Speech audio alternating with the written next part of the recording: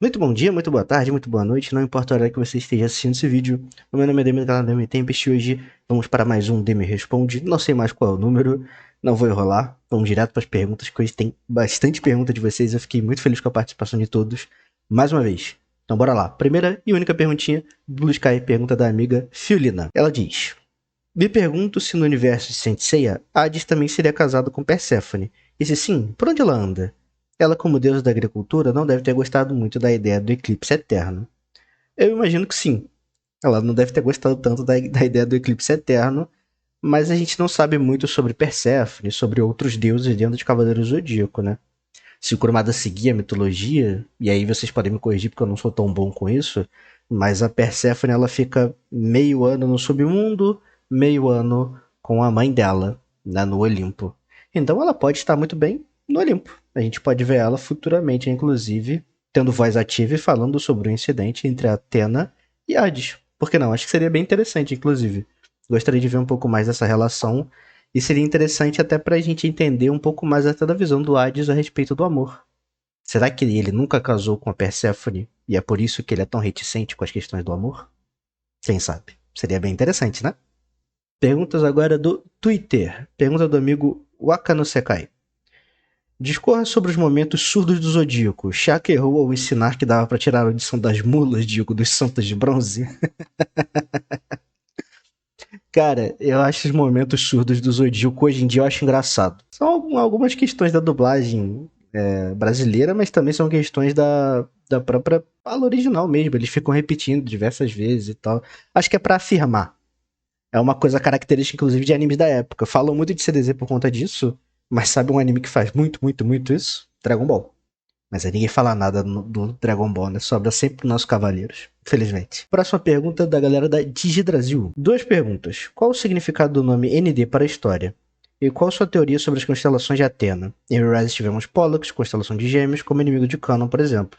Temos Cerberus, que faz referência a Hades, etc. Eu não sei se eu entendi muito bem a pergunta, mas constelações ligadas a Atena, se bem me lembro, a gente tem a armadura de Taça, por exemplo. Né? Quando a gente vê ela sendo apresentada em Next Dimension, acho que é o Xion que fala, o Duco, que ali, né, dizem que a Atena bebia uma taça de vinho, aquela coisa toda, dali se originou a armadura de taça, etc. Então é uma constelação ligada a Atena.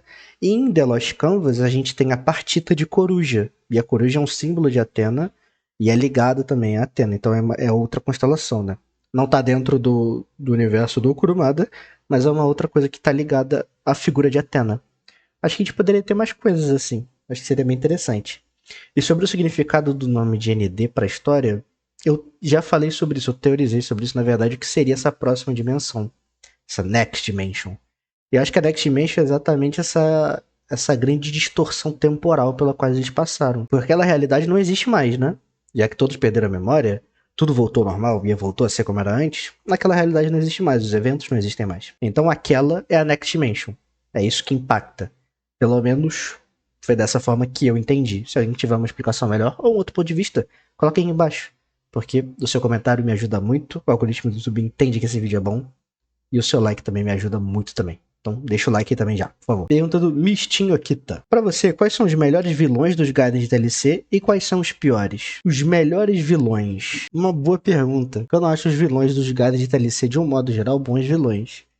Eu destacaria talvez o Ávido de Altar, negro, que a gente vê no Gaiden do Manigold, com o Albafka, né? Eu acho que o Lugo, que a gente vê no Gaiden do Albafka, também é bem legal. Acho que o Kairos faz uma boa aparição, né? O Kairos Barrioma faz uma boa aparição nos Gaidens do Xion também.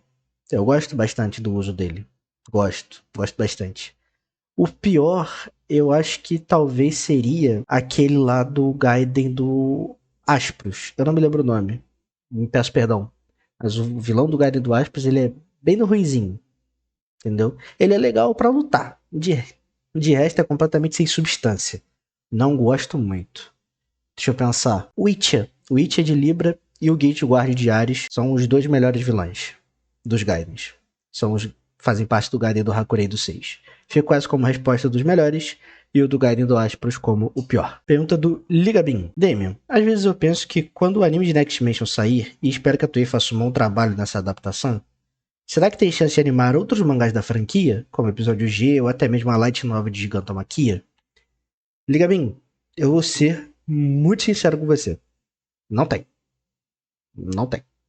Eu acho muito improvável que algum desses spin-offs antigos virem pauta na Toei e eles decidam animar. Episódio G não foi animado numa época que vendeu e foi recepcionado bem até. The Lost Canvas ganhou uma animação muito pra pegar carona em algumas coisas. Santi achou ganhou uma animação por milagre, porque não vendia bem. Então eu acho muito difícil. Novel ainda, Gigantomachia, que é uma novel que é muito esquecida pela comunidade, eu acho mais difícil ainda. Então eu não vejo como possível. Mas querer, porra, eu quero muito. O meu grande sonho é a gente ver episódio G, Gigantomachia, Você Já Show reanimado, Lost Canvas continuado, Darkwing, Rise of Poseidon, tudo isso sendo animado. Eu acho que tudo merece ter uma animação. Tudo, tudo. Porque faz parte do universo que eu amo. Então, eu torço muito pra isso, mas eu acho muito difícil, infelizmente. Outra pergunta do Mistinho Akita. A minha pergunta é sobre o Avenir de Ares. A guerra na qual ele e os cavaleiros lutaram contra Hades e perderam é o futuro alternativo de Lost Canvas? Em qual século ele pertence? Me parece ser um século à frente do século XX, onde os Bronze Boys lutaram contra Hades. Michio Kita, se a minha memória não me falha agora, ele é um cavaleiro do século 20 ou 21. Acho que é do século 20. Ele faz parte de um futuro, de fato, alternativo, em que o Xion não se tornou o grande mestre. Salvo engano, é essa exatamente a explicação. Então é um futuro alternativo, de fato. Ele perde a guerra, Atena é decapitada, o grande mestre é decapitado também. E aí eles perdem a guerra e ele acaba voltando no tempo graças a umas traquenagenzinhas de um velho conhecido por nós. Tivemos bastante atuando em Next Dimension. Então é bem exatamente isso. Você entendeu bem, na verdade. Pergunta do Jaber. Se animar em Next Dimension tem chance de acontecer o mesmo que aconteceu com Lost Canvas? Eu respondi essa esses dias no Twitter. Inclusive, sigam lá. As redes sociais estão aqui embaixo do Linktree para vocês poderem ver. Tem um link para tudo. Mas eu respondi isso esses dias. E não. Next Dimension é muito mais marketável em todos os aspectos do que The Lost Canvas Zero. Boneco, continuação oficial, é uma obra do autor de Cavaleiro do Zodíaco mesmo. Tem todos os fatores para que seja continuado até o fim. Tem licenciamento, tem tudo. Tudo que envolve Next Dimension é muito maior do que tudo que envolve The Lost Canvas. Por uma óbvia questão. Uma obra do Kurumada e outra obra é de um autor de spin-off, é Shuri Toshirogi. E por uma obra ser do Kurumada, e eu não estou botando juízo de valor nisso, mas para o mercado, para quem vende, até para os fãs também, existe mais valor naquilo do que um spin-off. Então são coisas bem diferentes para mim. Bem diferentes mesmo. Eu acho que Next Dimension pode sair um anime horroroso. E essa chance é real. Mas vai ser terminado. Eu não tenho dúvida disso. Next Dimension vai ser terminado. Tenho certeza. Pergunta do Flandres. Você acha que na próxima saga canônica todos os Bronze Boys vão ter uma luta para eles darem tudo de si? Sim. Creio que sim. Especialmente porque Next Dimension não permitiu eles fazer isso. Porque o roteiro botava essa trava. Eles não podiam lutar a sério contra os Cavaleiros de Ouro. Então eles não tiveram grandes momentos nesse tipo de luta, né? O Ikki teve uma coisinha ou outra, assim. O Yoga teve algumas coisas muito interessantes também. O Shiryu também. Mas não foram vitórias, lutas, da forma que a gente está acostumado a ver. Então eu acho que sim. Acho que eles vão ter momento para brilhar. E vão ter grandes lutas para eles nos próximos arcos, com certeza. Pergunta do João Indignado Pedro. Boa noite, Demian. Serei bem direto. O que pode explicar a existência de tantas passagens distintas para o submundo na lore de CDZ em que eles diferem-se? Refiro-me sobretudo ao Yomotsu, ao Castelo de Hades e ao caminho utilizado por Orfeu de Lira. Bom, são coisas bem diferentes. O Yomotsu é uma passagem natural. O que eu quero dizer com o natural? Quando uma pessoa morre, ela tem que trilhar o caminho do Yomotsu, porque ela é uma alma penada, uma alma morta, para poder cair no buraco do inferno. Ali ela já está no estágio de condenação. O Castelo de Hades é uma passagem essencialmente feita para os espectros, para que eles possam ir e vir do submundo para o mundo real, entende? Pandora fazia o mesmo caminho. O Castelo de Hades existe por um motivo, é o domínio do Hades na Terra, é a partir dali que ele ataca, aquela coisa toda. O caminho que o Orfeu utilizou, se a minha memória não me falha, não me trai, mas ele ficou em aberto, não se diz qual foi. Por onde o Orfeu chegou até o submundo. A gente não sabe bem, né? Mas essa é a explicação. Um é um caminho natural, o outro é um caminho dado por uma questão de necessidade, logística até, do Exército de Hades. Pergunta do Henriques. Damian, qual sua saga favorita de Saint Seiya? E se possível, por quê? Contando todas as obras, spin-offs e filhas do anime. De todos os arcos, o meu favorito é o Arco Santuário. Eu acho muito difícil que algo supere o Arco Santuário pra mim, porque ele é de longe, no meu entender, o mais bem construído do anime. Tudo nele vai se encaixando, é muito progressivo. O Kurumada progride a história muito bem no Arco Santuário. Você tem a Guerra Galáctica, os Cavaleiros Negros, a introdução da Armadura de Ouro, a Yuiki, os Cavaleiros de Prata, a ligação logo do início. Quando os Cavaleiros de Prata vêm, isso liga no início com a fala do Grande Mestre, né? Se você lutar por motivos pessoais, os cavaleiros vão te caçar, aquela coisa toda. Então, existe uma ponte, a ponte é feita rápida ali. Então, depois do Arco dos Cavaleiros de Prata, tem aquela dúvida, o que a gente vai fazer agora? Vai cada um pro seu canto, e uma necessidade acaba unindo todos eles para que eles possam ir para as 12 casas, e através dessa união e a subida, eles se unem de fato como grupo, se reconhecem como amigos, como irmãos, como os cavaleiros. Então, toda a construção do capítulo 1 até o final das 12 casas, pra mim é muito bem feito. É o que há de melhor que o Kurumada conseguiu fazer com o Cavaleiro Zodíaco. Então, contando tudo, é essa. Se eu for falar de animação, pra dar uma complementada na resposta, meu arco favorito nas animações de Cavaleiro Zodíaco é o arco de Asgard. Sem dúvida nenhuma. Pra mim ele é o melhor que há, e eu ainda vou fazer um vídeo sobre ele. Então vou guardar um pouco os meus motivos. Pergunta do amigo Alpha J. Comentastes uma vez que Darkwing está com o melhor spin-off atual. Por que ele não outro como G-Hack? Porque Darkwing pra mim segue um caminho muito mais interessante do que o G-Hack tá indo. Ou o que Rise of Poseidon tá indo. Rise vai ser uma história curta. Esse é o primeiro ponto. Segundo, que eu acho que ele não faz tão bom proveito assim do que ele poderia fazer. Eu acho que se você tira as referências do mangá do Suda, ele vira... Sabe? Ele não fica legal. Com as referências, ele é só um monte de referências. E isso me estressa um pouco na minha leitura de Rise of Poseidon. O episódio de Hacking está maçante. Muito, muito maçante. O Okada, ele tem esse ritmo habitual dele. Fazer o quê? Ele não dá muito tempo entre os eventos. Então a gente acabou de sair de um arco de 200 capítulos de luta. 2 capítulozinhos calminhos. E aí, mais 200 capítulos de luta vão entrar agora. Então, assim, pra mim é maçante. Fora que ele é prolixo nos diálogos. Isso tem sido um problema muito aparente do final do último arco pra cá. Então a leitura do G-Hacking tá muito cansativa pra mim. E Darkwing tá fazendo assim, tá na subida. Veio de arcos muito ruins, o início muito arrastado. E a história tá indo pro lugar. Aos pouquinhos tá indo pro lugar. E tá indo pra um caminho interessante. Agora a gente tá no final de um arco, eu imagino. Num momento de clímax muito interessante do arco, com revelações muito legais, com coisas muito empolgantes, e o uso dos personagens tem sido melhor. Então, se eu for olhar o pacote completo, eu não consigo não colocar Darkwing como o melhor spin-off atual. E digo isso com um pouco de tristeza, sendo sincero. Porque apesar de gostar do caminho que Darkwing tá trilhando, se ele é o nosso melhor spin-off, a gente tem um problema. Esse é um caminho pra eu discutir com vocês em outro vídeo. Se vocês quiserem também, obviamente. Comenta aí se vocês gostariam que eu falasse sobre o momento dos spin-offs atuais. Pergunta do Bruno Freitas. Qual a ordem cronológica para ler os mangás? Bruno, eu vou ficar te devendo essa. Por um puro e simples motivo. Muito em breve aqui no canal, a gente já tá preparando o vídeo. Vai sair um vídeo apresentando o universo de Saint Seiya e dando opções para a ordem de leitura também. Então, fica ligado aí no canal. Nas próximas semanas esse vídeo deve sair direitinho. E aí eu vou poder te responder isso muito melhor. Pergunta do Diogo Torres. 2 perguntas. Qual o seu cavaleiro preferido e por quê?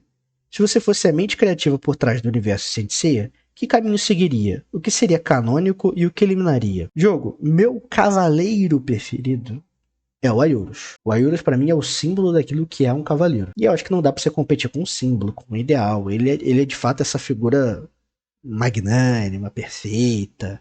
Eu gosto disso. Eu gosto do quão puro ele é, o quão incrível ele é e o quão devoto ele é também, sabe? Pra mim, o Aiorus, ele é o melhor cavaleiro que tem. Meu personagem preferido, em contrapartida, é o Saga. O Saga, pra mim, é um dos personagens mais bem construídos que o Kurumada já fez. Extremamente complexo, extremamente interessante. Mesmo com as mudanças que foram feitas, né, do que a gente pensava que era uma dupla personalidade para a possessão do Lemur.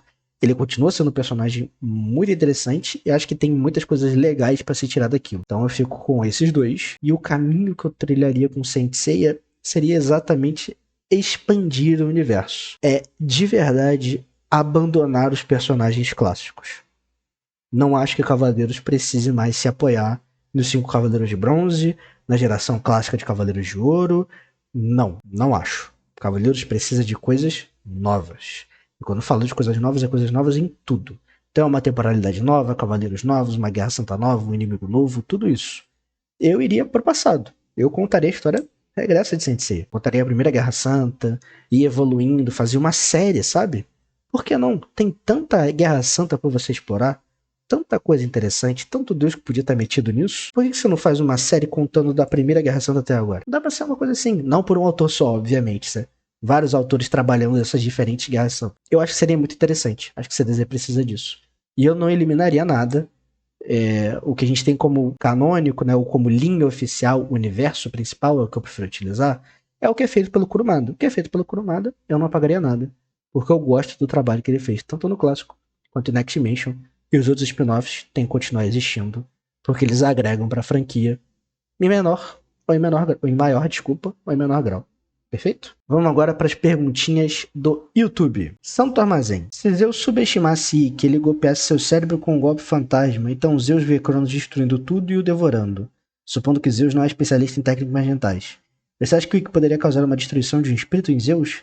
Se Zeus subestimasse o Ikki no estilo Thanatos? Não. Zeus é uma coisa incomparável no universo de Cavaleiro Zodíaco. Da mesma forma que Hades também é uma coisa incomparável no universo de Cavaleiro Zodíaco. Não acho que o Ikki vai chegar no patamar de enfrentar Zeus, por exemplo, no 1 contra 1 e ser capaz de causar esse tipo de dano mental nele. Eu não acho que a gente vai ver lutas contra deuses olimpianos no próximo arco de CDZ, por exemplo. Não acho. De verdade, não acho. Mas vamos ver, quem sabe. Pergunta agora do Leonardo Barbosa. Damian, acha que a facilidade com a qual Thanatos destruiu as armaduras de ouro nos Elísios se deve à destruição do Muro das Lamentações e outros danos acumulados? Tenha pra mim que as armaduras de ouro nos Elísios estavam no mesmo nível de estrago das armaduras de bronze pré-12 casas. Nada visível a olho nu, mas danificado o suficiente para que um golpe de inimigo poderoso as pulverizasse. Eu acho que é um bom caminho. A armadura de leão, por exemplo, sofreu danos na luta contra o Radamante, desculpe. A armadura de virgem, se eu não me engano, também sofreu alguns danos. A armadura de Libra sofreu também, quando eles foram atacar o Muro das Lamentações antes de ter os 12. Eu acho que a gente pode colocar que sim, as armaduras de ouro tinham dano. O bastante para que esse dano fosse o causador, o único fator para que Thanatos as destruísse? Não, acho que não. Thanatos é um deus. Um deus muito poderoso. E a escala de poder de Cavaleiro Zodíaco, à época, era um pouco diferente da escala de poder de CDZ agora. Eu acho que há uma diferença do que o Kurumada fez em Next Dimension do que ele fez no clássico. Thanatos, de fato, era um inimigo final, um dos inimigos finais, antes do Hades. Então o Thanatos precisava mostrar certas coisas. Por exemplo, como é que eu justifico a armadura de Sagitário ser destruída? Sendo que ela não tem nenhum dano porque ela não foi usada. A gente não vê a armadura de Sagitário sendo usada e tomando dano desse tipo. Acho que nem Poseidon, entende? Acho que pode ser que elas tivessem danificado sim, tá? Mas acho que não foi o único fator. O Thanatos é muito poderoso. O Thanatos é o Hypnos. E acho que isso não pode ser subestimado. Pergunta agora do Alex Moura. Olá, Damian. Tudo bem? Espero que esteja descansado. Queria saber como funcionam as memórias de outras vidas de Athena. Elas são resetadas, sempre dependendo de um cavaleiro de outra época para assinalar cada renascimento, ou ela pode lembrar alguma coisa. Nunca vi a Saori lembrando de nada. Alex, eu não sei. De verdade, não sei. O que eu posso teorizar a partir do que a gente vê da Saori é que ela sabe de algumas coisas, né? Ela sabe de coisas, ela sabe de questões mitológicas, ela sabe de diversas coisas que a gente vê durante o universo de Saint Seiya. Talvez ela tenha memórias, ou não memórias propriamente ditas, tá? Mas conhecimento. Talvez ela tenha conhecimento das vidas passadas dela. Conhecimento dela enquanto Athena. Isso ela pode ter. Memórias em si, acho que talvez não. Acho mais provável que não, inclusive.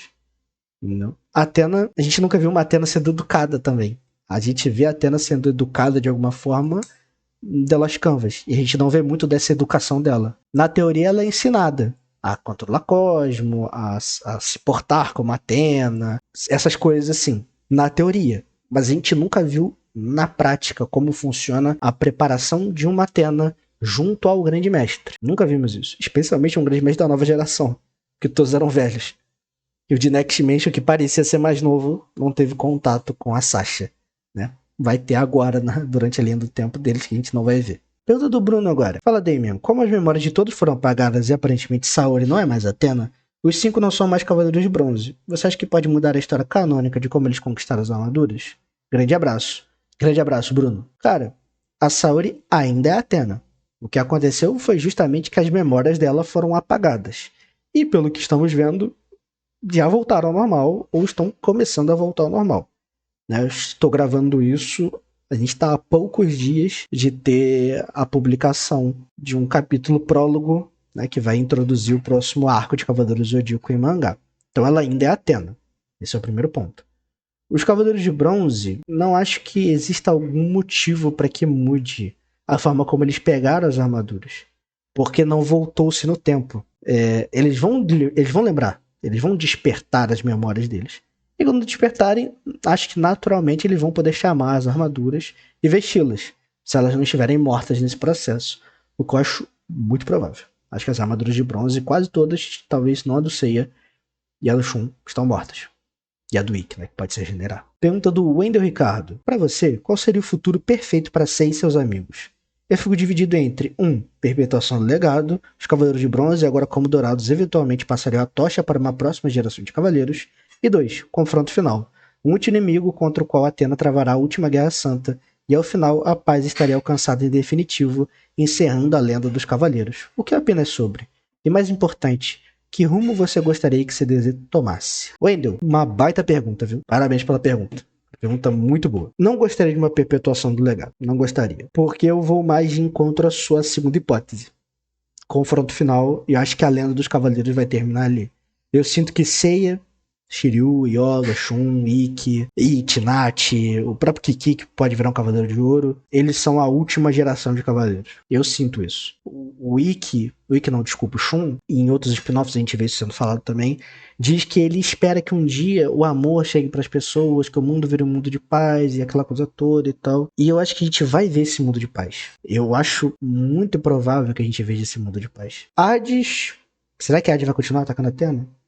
Ele perdeu feio, o mundo acabou. Poseidon anda caminhando para se tornar mais um aliado do que qualquer outra coisa. Como é que será que a Saori vai resolver as coisas com Temis, Apolo, o próprio Zeus? Dependendo do rumo, o Kurumada tem como encerrar a história dos cavaleiros aqui. A geração do século XX tem tudo para ser a última, no meu entender. Nem todos vivos. Eu acho fortemente que Seiya e Saori vão morrer no final de Cavaleiros do Zodíaco. E acho, inclusive, que é um excelente final para os dois personagens. Tá? Mas Yoga, Ikki, Shun, Shiryu, todos eles poderiam aproveitar uma vida de paz porque a missão acabou. E se a missão acabou, não há por que ser cavaleiro. Se não há por que ser cavaleiro, não há por que você sofrer com as coisas que a gente sabe que os personagens passam. Ou talvez, e eu acho uma opção bem plausível, o Kurumada mate todos eles. Todos eles morram no final. Eles sejam, de fato, o verdadeiro sacrifício para a paz de uma nova geração. Acho isso bem possível. Principalmente considerando os finais que o Kurumada dá para suas obras. O caminho que eu gostaria que CDZ tomasse, particularmente, é esse. Que essa seja a última geração de Cavaleiros. Que a história, de fato, acabe. Não tenha mais do que aquilo. Sabe? E eu acho que é bom para os personagens que isso aconteça. É interessante que isso aconteça. Isso eleva o status deles de diversas formas possíveis. E é o que eu gostaria de ver acontecendo. Principalmente para que CDZ se obrigue, entre muitas aspas, a contar as histórias do passado. Porque a lenda do Seiya, Shiryu, Yoga, Shun, Ikki é de fato a última. Pergunta do Bruno Barreto agora. Fala, Damian, tenho uma dúvida que me incomoda há algum tempo. Time Odyssey realmente tem furos de roteiro, mas ao mesmo tempo traz para a obra uma nova perspectiva a períodos que julgávamos totalmente resolvidos, ou respostas para perguntas que sempre foram feitas.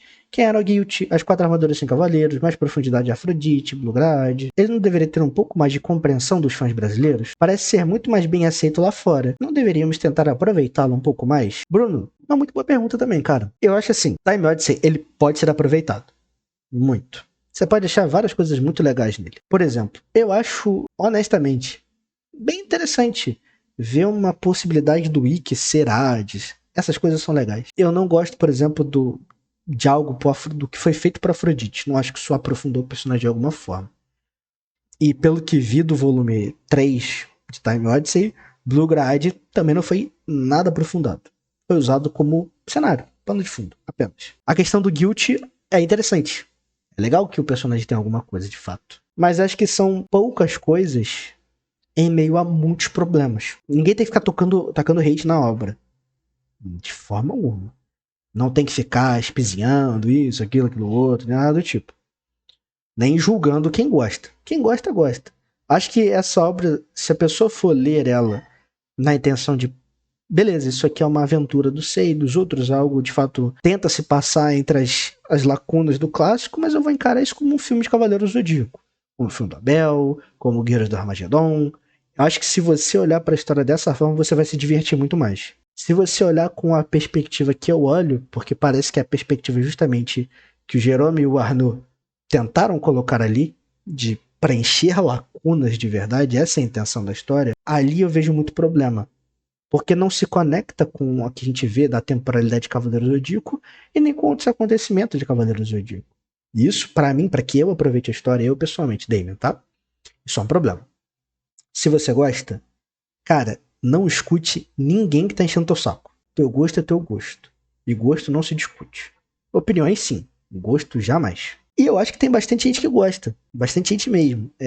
Eu não gosto, conheço algumas pessoas que não gostam também, mas já vi elogios a Time Odyssey. Não foram poucos. Mas acho também sim, que é bem mais apreciado lá fora. Na França, obviamente, mas especialmente em outros locais da América Latina, tipo México, Argentina. São locais que eu vi Time Odyssey sendo muito bem elogiado. Muito bem elogiado. Pergunta do Tuco90. Quais seriam as armaduras de bronze de Xion e Doko? Seria escultor e dragão? Não sei. Acho que é muito provável que seja. Não veria outra armadura. Através de dragão, não. Dragão, não. Acho que um tigre seria melhor. Uma coisa do tipo.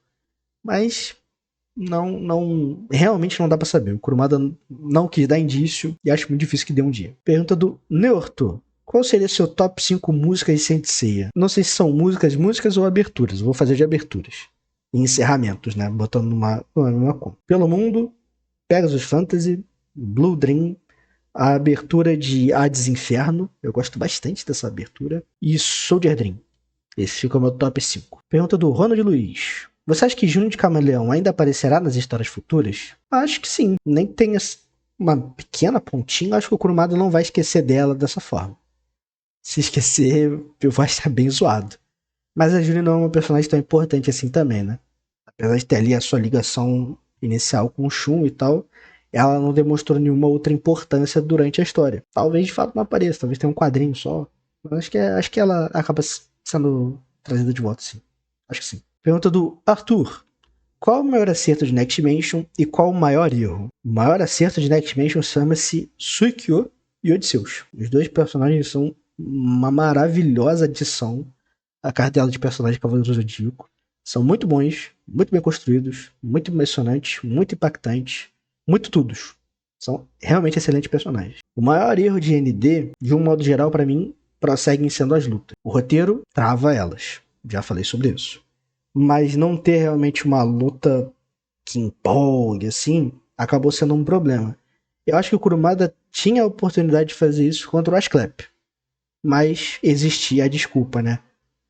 Eles não podiam resolver muito aquele problema, eram as pessoas do século XVIII que iam resolver, tinha toda a ligação dos Cavaleiros de Ouro com o Asclep, com o Odisseus e tal. Mas eu não gostei. Eu queria que tivesse pelo menos um confronto maior. Eles podiam perder, não tem problema, mas que tivesse um confronto de verdade entre eles. Isso teria feito um bem danado para Next Dimension. Pergunta do Jorge Luiz. Kurumada sempre tentou explicar que os Cavaleiros de Ouro são equivalentes, mas claramente vemos personagens fortes e fracos nesse grupo. Dentro desse tema, ainda temos cavaleiros como Aldebaran, Shura e Aioria, que basicamente não possuem nenhum tipo de habilidade além de porrada. Qual o real poder desses personagens dentro desse grupo e a razão da existência deles no exército em que se é necessário que eles sejam a elite? Jorge, vamos pensar da seguinte forma. Habilidades psicocinéticas ou que demandam puro cosmo, por exemplo, não são habilidades comuns. Não são habilidades comuns. São poucos os personagens que demonstram uma grande proficiência nisso, que são realmente bons nisso. Do exército de Atena, por exemplo, eu destaco Mu, Shaka e Saga. E o Máscara da Morte também. Como pessoas que têm, de fato, poderes mentais muito fortes. Todos em seu maior ou menor grau. O Mu é o mais forte entre eles. Acho que depois eu coloco o Shaka e o Saga um pouco empatados. Acho que o Shaka leva um pouco mais de vantagem. E o Máscara da Morte em seguida. Eu acho, pelo menos. É uma análise bem superficial a minha. E eu não tô refletindo força, tá? Antes que alguém fale alguma coisa. Mas enfim. Então, como essas habilidades elas são raras, a maior parte dos lutadores que a gente vê são lutadores físicos. Muitos lutadores que nós vemos são lutadores físicos. Personagens como o Ayori, que é capaz de socar muito rápido, o Aldebaran, que tem uma força física monstruosa, eles fazem diferença no campo de batalha porque eles são muito fortes, porque eles possuem o sétimo sentido. Se for assim, por que os Cavaleiros de Bronze possuem sétimo sentido, então? Seiya e Shiryu são personagens que se valem muito mais da força bruta. O Yoga tem o seu diferencial, com o ar congelante. O Shun tem o diferencial dele, que é o Cosmo, as correntes. E o Ikki tem o diferencial dele, que além do Cosmo e da força também, né? Dos golpes, é as habilidades mentais. São as habilidades mentais. Perceba como há uma variedade. Eles são equivalentes em poder. Eles são equivalentes na proficiência de Cosmo. Eles são equivalentes em muitas coisas. Mas os cavaleiros possuem diversas especialidades. O Kurumada diz isso numa entrevista, que ele criou cada um para se destacar em um ponto diferente. O Ayoria, ele tem uma força física muito grande? Sim. Mas o ponto principal do que ele se destaca é a velocidade do soco. Por isso o relâmpago de plasma. O Aldebaran, ele é um puta tanque. Ele tem uma força física gigantesca. E a gente pode ver isso sendo utilizado de uma boa forma se o autor tiver competência para isso. Quer um exemplo? Rise of Poseidon. Eu tenho muitos problemas com a obra, mas eu acho que os combates dela, de um modo geral, são combates até interessantes. A gente vê o Cadmo, que é um dos espíritos da Nêmesis, resistindo ao Triângulo de Ouro na base da pura força física. Esse é o tipo de coisa que pode acontecer. Tudo depende de como o roteirista vai manejar aquela luta. Ah, isso não dá pra ser feito, não dá pra ser feito, não dá pra ser feito. Porra, tudo dá pra ser feito. Depende do que o roteirista quer fazer. A gente não pode falar porque não foi mostrado que não dá pra ser feito. A gente vai entrar, obviamente, no campo da suposição. Tá? Não é isso que eu tô querendo dizer. Mas cavaleiros como o Aldebaran, como o Ayoria, como o próprio Shura, que tem essa força física muito grande, são concentrados nisso, tem o seu valor justamente por conta desse poder. E eu não acho que a gente possa menosprezá-los, não, de nenhuma forma. Eles fazem parte da elite, sem dúvida. E com merecimento. Com muito merecimento. Pergunta do Armindo Andrade. Fala, mestre. Primeiramente, boa semana e sabedoria. Minha questão é a seguir. Por que Sensei sofre tanto com o anacronismo? Nessa perspectiva, por que não se consegue analisar coisas pelo que elas são, ao invés do que elas deveriam ser? Digo isso, pois vi uma análise recente sobre Dragon Age Veilguard, onde o rapaz é um pouco mais neutro, avaliando o jogo pelo que se propõe a ser, um RPG de ação e alta fantasia, e não pelo que deveria ser, um RPG tático de Dark Fantasy, e fiquei com esse image, além de ter revisitado o Ômega. Armindo, eu elogiei muito a sua pergunta quando fui te responder, e elogio de novo, acho que é uma das melhores perguntas que eu já recebi. Sendo bem sincero. Por que Sensei sofre tanto com o anacronismo? Primeiro ponto, e eu acho que o mais óbvio. Sensei é uma obra antiga. É uma obra de 1986 que chegou aqui em 1994. Esse é o primeiro ponto. Segundo, tá aí há muito tempo. Muito tempo. E pelas diferentes leituras, pelas diferentes coisas que foram acontecendo, por conteúdos paralelos, por análises, por fanfics, por isso, por aquilo outro, as pessoas passaram a ter uma ideia de que Sensei tem que ser aquilo que elas querem que seja. Sensei tinha que tratar de uma coisa X. O Sensei é sobre algo X que na verdade não é. Porque estão muito preocupadas nas suas próprias interpretações do que aquilo que o autor de fato quer passar. No que Sensei se propõe a ser. Acho que um grande exemplo que eu posso dar. A diferença entre anime e mangá sobre momentos de respiro. Vejo muita gente que fala assim: eu queria que os cavaleiros tivessem um momento na escola, um momento sendo adolescentes normais, porque isso, porque aquilo outro. Isso faz parte de um apego aos personagens e um apego gerado justamente por essas adições do anime. Entende? Porque de fato fazem uma conexão com quem assiste. E essa conexão nos faz criar empatia. E essa empatia nos faz querer que eles tenham vidas normais, que eles não sofram. Eles não tenham que apanhar pra caralho. E isso é completamente normal. Mas a vida de um cavaleiro não é assim. E como os personagens se veem, não é dessa forma sofrida. Mas para isso a gente tem que olhar para a obra como ela é, tem que interpretá-la de uma boa forma. Fora que eu acho que é muito difícil você ler Cavaleiro Zodíaco na sua experiência completa, ou seja, como o Kurumada planejou inicialmente, porque para mim essa é a experiência completa, a leitura semanal, os momentos de pausa, as viradas, isso, aquilo, outro, porque você passou por muitas recompilações. Você tem a primeira versão, que é que saiu nas páginas da revista, que são 248 capítulos. Você tem Bokoban, você tem Aizoban, você tem Kanzenban. E as recompilações elas aumentam, diminuem, compilam capítulos, descompilam capítulos, dividem, sabe? Então é muito difícil você ter uma leitura completa, inclusive de ritmo. O ritmo narrativo do Kurumada acaba sendo prejudicado por conta disso. Eu sinto isso, pelo menos. Ler CDZ de uma forma completa hoje em dia é muito difícil. Muito. Quando a gente olha, por exemplo, para Saint Seiya Omega, já que você citou, e aí levando para um outro ponto, porque ninguém analisa Saint Seiya pelo que ele deveria ser, porque as pessoas também querem que tudo seja para elas. É um público que normalmente só quer coisas do clássico, que envolvam o clássico, que o clássico é isso, aquilo outro. Quando chega o Ômega, que não é uma obra para mim, não é uma obra para você, que tá vendo esse vídeo aqui, muito provavelmente. A menos que você tenha de 12 a 16 anos, ou que você tinha isso na época do lançamento, aquela obra não foi feita para você. Lógico que eles pensaram na gente como público, puxa, que legal, referências, não sei o que, etc. Mas para isso a gente tem que olhar, inclusive, pro Japão. Quem viu Sensei quando criança, em 1986 a 1990, era pai em 2012. Era uma obra pra você ver com seus filhos. E você ia aproveitar aquela porra, porque tu ia ver um Sei de armadura de Sagitário. Porque tu vê um Shiryu usando Excalibur. Tu vê um Yoga, um Ikki fazendo entrada foda, o Shun. É a partir disso que você ia aproveitar. Tem essa. Existe uma diferença. Saint Seiya, até agora, até o presente momento, até 2024, não é pensado para o público fora do Japão. Ele é pensado, na minha opinião, única e exclusivamente para o público japonês. Para o público doméstico. Como quase toda a indústria de anime é assim. Quase toda a indústria de anime é assim. Agora isso tem mudado, tem começado a mudar. E vai demorar, essa abertura vai demorar. Mas Sensei não é pensado não só para nossa geração, atualmente, como não é pensado para gente que está aqui no Ocidente e na América Latina. Então, ler Sensei, entender o universo de Sensei, demanda, no meu ver, muito entendimento de diversas outras questões, inclusive sobre a indústria, que normalmente as pessoas não sabem. E eu não tô falando só do público de CDZ, que geralmente é um público muito casual em anime, mas falo de um público até no geral, que consome animes e mangás japoneses. Então acho que são muitas coisas que levam não uma leitura errada, tá? Mas uma má leitura de Cavaleiro Zodíaco. Não sei se eu consegui responder também ao amigo. Espero que sim. Espero que tenha sido uma boa resposta. Então, gente, ó, muita pergunta respondida. Espero que tenham gostado. Eu tô vendo o arquivo bruto disso aqui, tem 44 minutos. Vocês vão ver quanto vai ter quando eu terminar de editar tudo direitinho. Tem bastante perguntas respondidas, eu respondi tudo. Tem para mais de 30 perguntas aí hoje. Espero que tenham gostado. Se tem alguma discordância de mim, se eu falei alguma informação errada, coloca aqui embaixo, por favor. O comentário de vocês me ajuda muito, me agrega muito, me faz aprender muito. E sempre, por favor, com muito respeito, com muito carinho. Eu sou humano, eu posso errar. Então não me taquem pedras por isso.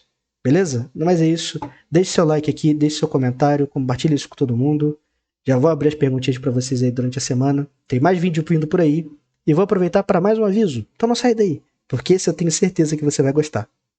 Agora, todas as quartas-feiras, todas, ali a partir das 8h30, eu estarei em live na Twitch, na outra plataforma, na roxinha, com vocês pra gente ver o anime clássico completo. Vão ser 4 episódios por semana, toda quarta-feira. Eu vou deixar o link pro canal na Twitch aqui na descrição. Então crie sua conta, é muito fácil, é muito simples. Criem, se inscrevam no canal lá, apertem para ter as notificações e venham. Porque toda quarta-feira vamos ter live, vamos comentar muito, vamos debater, vamos rir, vamos brincar, vamos falar de coisa séria. Eu acho que vai ser uma coisa muito maneira. Beleza, meu povo? Mas é isso. Grande beijo, grande abraço. Que Deus abençoe a todos vocês e valeu!